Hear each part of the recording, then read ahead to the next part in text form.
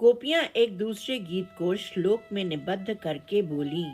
नेयम दुग्ध विकीर्ण पालिरपि तु द्रागवारी धारा गति नेर्यम स्यान नवनिता पिंड विसृतिर्मुक्तास्तु मुक्ताम्बुधा नेयम तीर्ण हरीन्द्र नीरविकृतिः किंतु प्रभा विद्युतां पैर्वेरवेदं तीव हर्षमसा वर्षा वपु निर्ममे।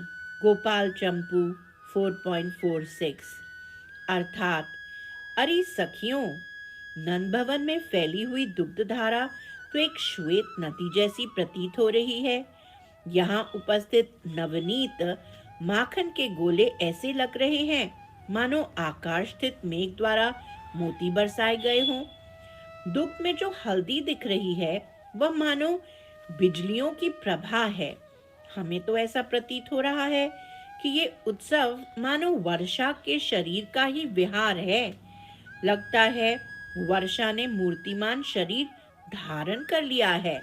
जैसे ही नंद महोत्सव में अनेकों प्रकार के वाद्य यंत्र बजने लगे थे, वैसे ही नंद भवन की अम्बा, किलम्बा आदि धाई भी न्यारी नृत्य करने लगी थीं। इस उत्सव में बाल कृष्ण के यशोधर, यशदेव, सुदेव प्रभृति मामागण भी अद्भुत नृत्य कर रहे थे। श्री कृष्ण की मौसी यशोदेवी अपने पति चाटू के संग में, एक यशस्विनी देवी अपने पति वाटू के संग में आई थीं। बाल कृष्ण के मामा जी एवं मौसी जी यशोदा मैया और नंद बाबा को सैकड़ों बधाइयां दे रहे थे। बाद में ये मामा मौसी आदि जन भी उत्सव में उद्याम नृत्य करने लगे। जब श्री कृष्ण के पितृत्व काकाओं ने कृष्ण के मामाओं को देखा, तब वे मामागण विचार करने लगे, ये उपनंद आदि गोप हमें पीटेंगे। भयभीत होकर सारे मामा अपने पिता सुमुख गोप के पास आकर छिपाने लगे। लेकिन श्री कृष्ण के काकाओं ने बलात् मामाओं को पकड़कर दही की कीच में घसीटा और हंस हंस कर उन्हें दंडित किया। संपूर्ण गोकुल दूध, दही आदि गोरस की कीच में सिक्त हो गया था। नंद भवन का आनंद तो क्षीर सागर जैसा ही श्वेत समुद्र हो गया था एवं वहां की नालियां दूध दही की धाराएं वमन करती हुई समस्त ब्रज के मार्गों को सुगंधित बना रही थीं। देवतागण पक्षियों का रूप धरकर परम आदर पूर्वक इन उत्सवकारी ब्रजवासियों के चरणामृत का आचमन एवं पान कर रहे थे। श्री नंद बाबा उत्सव के बीच में अरबों खरबों की संख्या में आए हुए गुणी जनों को पात्र अपात्र का विचार किए बिना ही बुलाते और खजाने से प्रचुर धन मंगाकर उनको दान देते। श्री नंद बाबा में जितनी शारीरिक सामर्थ्य थी, उसका पूरा पूरा प्रयोग करते हुए दोनों हाथों में रत्नों को उठा उठाकर गुणी जनों को दान दिए जा रहे थे। सामान्यतः याचक पहले मांगता है, दाता उसके बाद विचार करके दान देता है। लेकिन इस गोकुल के नंद उत्सव में श्री नंदराय जी बिना मांगे ही दान दिए जा रहे थे और दान लेने वाले भी स्वस्ति तते राजन कहकर दान अंगीकार करते जा रहे थे।